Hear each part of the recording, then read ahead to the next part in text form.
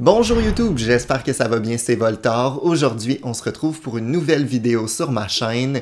Je suis très content de vous parler une dernière fois de Pokémon cette année. Avant de vous parler de mes attentes concernant les jeux qui vont sortir en 2023 sur Nintendo Switch, donc mes théories concernant les sorties pour l'année prochaine, je dois d'abord vous parler de mon top 3 actuel des jeux sur Nintendo Switch concernant l'univers de Pokémon. J'ai joué à la majorité des jeux Pokémon, donc c'était pas facile de vraiment déterminer un gagnant et un top 3 finalement de mes jeux favoris. Il y a beaucoup de gameplay différents, d'univers différents, mais bon, j'ai quand même fait une sélection de mes 3 favoris. En troisième position, j'ai mis New Pokémon Snap, qui était donc une découverte pour moi puisque je n'avais pas joué au premier opus. Donc ce jeu-là qui est selon moi très le fun, très différent des autres jeux Pokémon avec un gameplay particulier et très beau visuellement. Pour moi, c'était une très belle découverte New Pokémon Snap. J'ai aussi apprécié le fait qu'ils ajoutent des maps par la suite. C'était aussi une très belle idée. En deuxième position de mes jeux Pokémon favoris sur Switch actuellement, on retrouve Pokémon Violet, donc la 9e génération qui vient tout juste de sortir. J'ai déjà fait une vidéo entière sur le sujet, donc je vais être plutôt bref dans celle-ci, mais Pokémon Violet, pour moi, ça reste une belle réussite, malgré les bugs et les graphiques plutôt moches, mais finalement, je trouve que l'histoire, l'ambiance, les nouveaux Pokémon sont assez intéressants, et j'ai grandement préféré cette 9e génération à la 8e personnellement. Et en première place, on retrouve un jeu qui est sorti également cette année sur Nintendo Switch. Je parle ici de Pokémon Légende Arceus, qui était certes moche visuellement, mais qui avait un gameplay énorme et j'ai pris beaucoup de plaisir à travers mon expérience sur Pokémon Légende Arceus.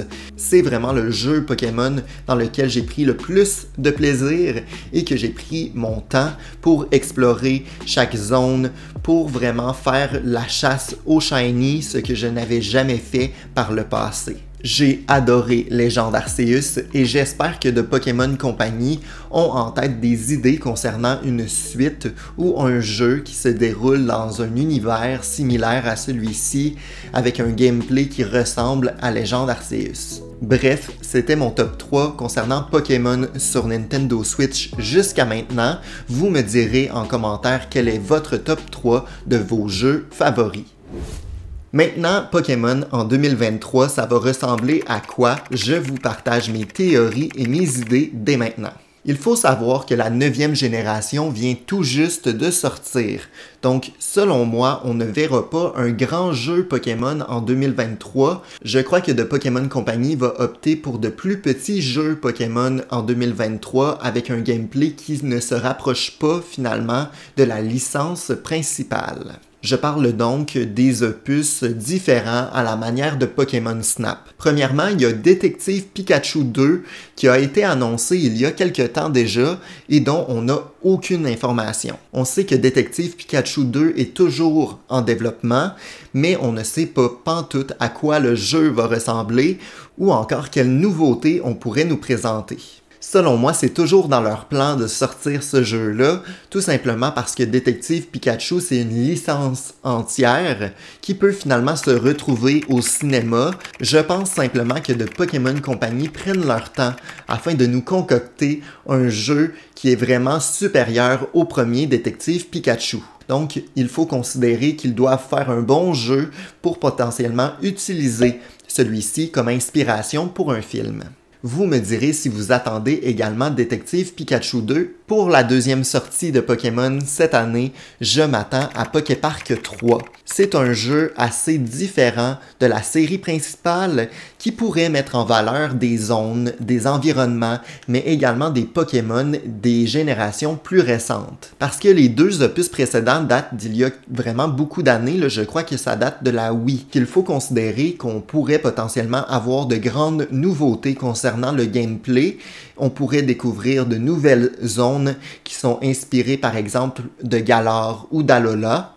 Mais également, on pourrait mettre de l'avant de nouveaux Pokémon, comme les starters par exemple de la nouvelle génération. Je crois que de Pokémon Company ont besoin de plus petits jeux comme ça qui mettent en valeur les Pokémon des nouvelles générations afin qu'on apprenne à les connaître dans d'autres contextes que la série principale. C'est un jeu assez fun, assez accessible et ils peuvent un peu faire n'importe quoi avec ce genre de licence-là, tout simplement parce qu'ils peuvent créer des mini-jeux, ils peuvent exploiter différents environnements, ils pourraient nous permettre de jouer différents Pokémon. Bref, il y a beaucoup de potentiel pour un Poképark 3 sur Switch avec des graphiques un peu plus intéressants que ce qu'on a eu sur la Wii. Évidemment, il y a la sortie de la nouvelle génération au niveau des cartes Pokémon à collectionner. Il y a également beaucoup de changements concernant l'animé de Pokémon. 2023 semble être une bonne année pour Pokémon encore une fois. Vous me direz vos attentes en commentaire. Merci beaucoup d'avoir regardé la vidéo. Si jamais mon contenu vous plaît, je vous invite à vous abonner et à mettre un pouce en l'air. On se retrouve dans 2 jours pour mon bilan de l'année 2022 et mes attentes globales concernant 2023. On se dit donc à bientôt. Ciao!